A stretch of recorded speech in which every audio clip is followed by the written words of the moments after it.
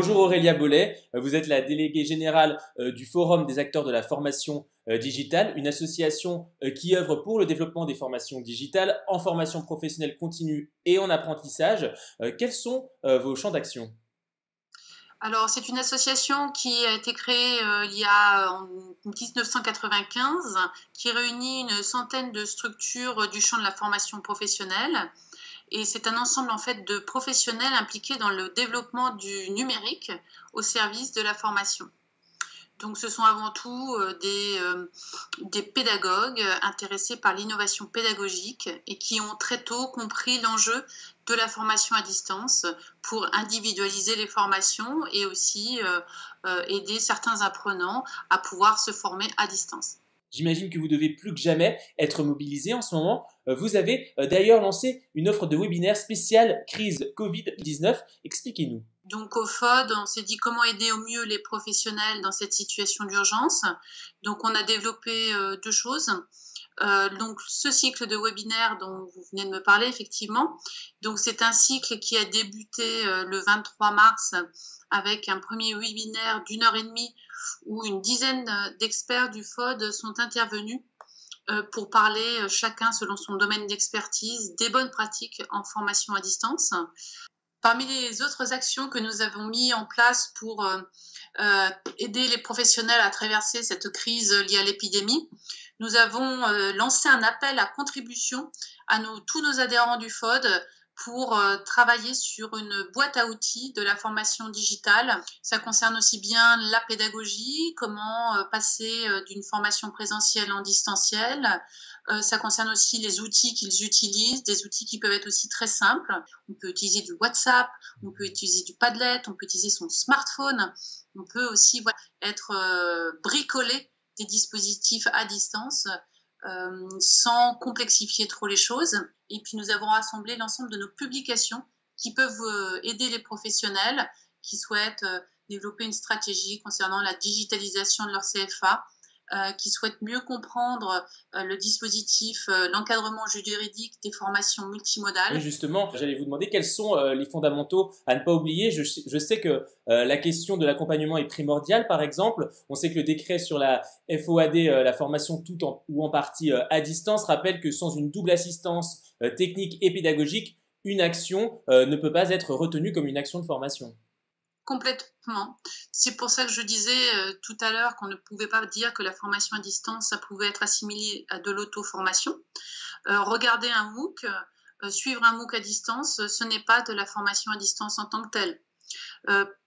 Pour qu'on puisse considérer que c'est une action de formation en tant que telle, il faut pouvoir produire un parcours pédagogique avec ce dont vous parliez, une obligation d'avoir des assistances et techniques et pédagogiques pour accompagner l'apprenant, pour pouvoir interagir également avec lui via un certain nombre d'outils, de forums, de chats, de discussions en ligne. Et il faut aussi demander un ensemble de travaux et de faire des évaluations de ce parcours de formation à distance. Alors en parlant de bonnes pratiques, on peut toujours consulter sur votre site le guide des formations multimodales. Vous l'avez établi en collaboration avec le ministère du Travail l'année dernière, hein, je crois. Oui, complètement, à la demande de beaucoup de structures qui voulaient un peu mieux comprendre l'impact de la loi de 2018 sur la formation à distance. On s'est donc réunis en groupe de travail pour dégager des bonnes pratiques et expliciter cette nouvelle loi, ce nouveau cadre juridique. Et une fois ce travail fait, on l'a proposé au ministère du Travail et on a travaillé avec eux pour publier du coup ce guide qui est libre, gratuit et qu'on peut télécharger sans souci à partir du site internet.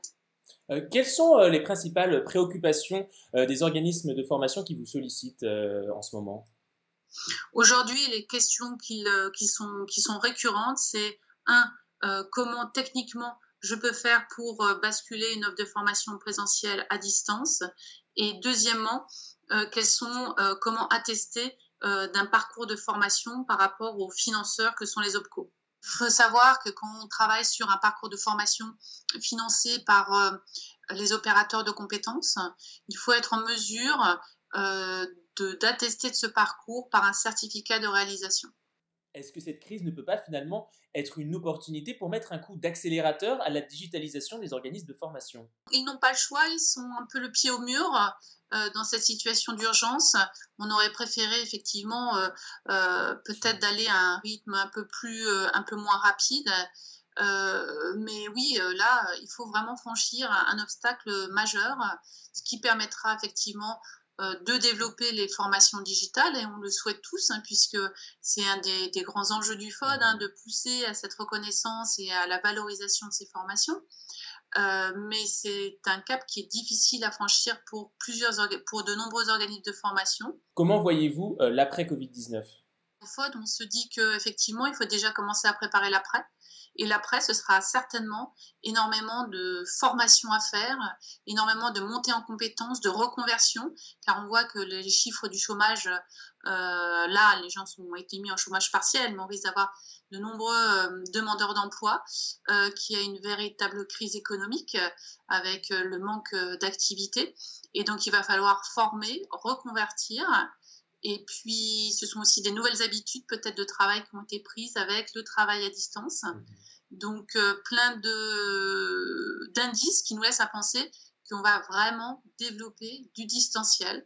Mais il se posera ensuite les questions de savoir pouvoir établir des indicateurs de qualité des formations à distance, comment se repérer dans l'offre importante. Et puis surtout, je dirais ne pas oublier certains publics qui sont les publics en situation de fracture numérique. Comment former à distance des publics qui ont déjà beaucoup de difficultés dans leurs compétences numériques? C'est un vrai challenge, mais ça mérite ça mérite vraiment d'être tenté. Et du coup, nous, par exemple, on a programmé un webinaire sur ce sujet-là qui nous tient particulièrement à cœur, car on veut laisser personne de côté.